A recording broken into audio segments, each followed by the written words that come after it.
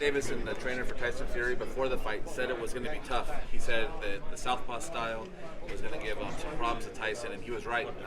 Just what do you think about those first 4 or 5 rounds? It seemed like it took Tyson to get into his groove. Wallen is a good fighter, for Christ's sake. He's a good fighter. He realized this was a career-defining moment for him. Now he's will be considered among the top heavyweights in the world. We knew that. We knew that when he was selected as the opponent. I kept calling them, and I said, "Are you sure you want to fight this guy?" And they said, "Yeah." So, I mean, it was a great test. He got a lot of work. I mean, it gets him ready for the Wilder fight next year. And, it just goes to show you cannot listen to the naysayers without really examining what they're talking about. Eddie Hearn said this was a disgrace, that Wallen, didn't belong. He'd never seen Wallen fight. I mean, it's just bullshit. We had seen him fight, and we knew the kind of fighter that he was, and the kind of performance that he would do. And you can't listen to guys like Eddie Hearn who know shit about boxing and just open and flap their mouths and come over here to the United States and don't have a clue of our culture or how to promote or anything like that. When he just said, what I'm really enraged about, he said in an interview in New York that Bob Arum's an old guy, and he talks about how Mexicans are treated, and young people don't care about that. Who the fuck is he talking about? He's talking about the people in Liverpool, maybe where he comes from, who don't know what the situation is. But you better believe young people of all ethnic groups care about how badly Mexicans are treated in this country. Bob, early in that fight, I sensed a lot of nervousness throughout the arena. How nervous were you after about 5-6 rounds? Well, because of the cut. Once Carl came, I know that the referee told the scorer, which he's supposed to, that it was from a legal blow. I didn't hear that because I was removed from it. But Carl was there, and he heard it. And he told Todd and myself that it was from a legal blow, which meant that if they stopped the fight at any point, Tyson Fury would have lost.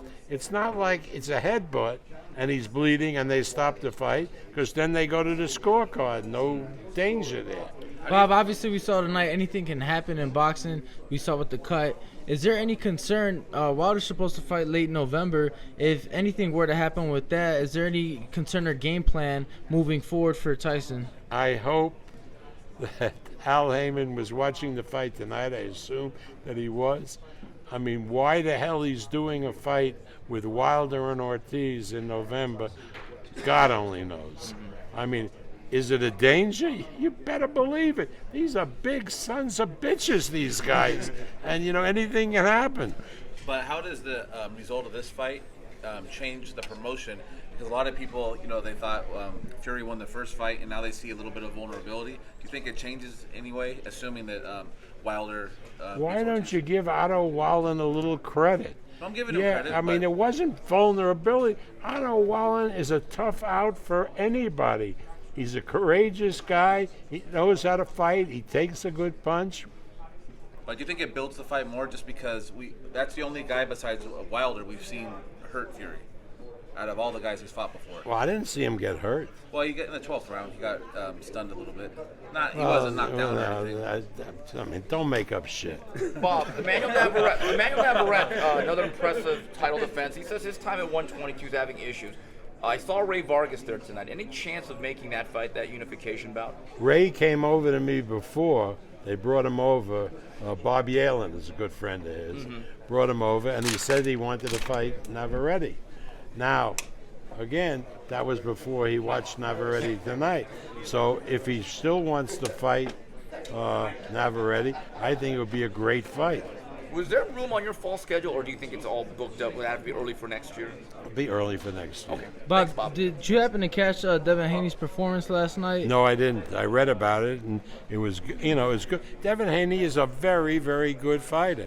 I just hope they're taking their time with him, because he does have the talent to really be a star.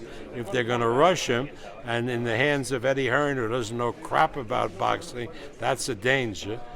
He may flame out. Eddie last night said that he was going to make an offer to a huge offer for the Lomachenko Eddie's fight. got to stop talking about my fighters and other fighters of other promoters, or else we're going to put a tortious interference suit right up his ass, and it'll float back to England. Thank you, guys. Thank you, Bob. So if you enjoyed the video, feel free to hit the like, subscribe, and share. As always, if you want to support us to the next level, head over to the patreon.com/ThaBoxingVoice. We have tons of exclusive, from Border Wars, Entitled, betting shows, the list goes on and on and on. But in addition to that, if you guys have questions for fighters, trainers, and promoters, this is where you can submit them. We will run out, get these questions answered, and put it back on the show just for you guys. Appreciate it. Peace.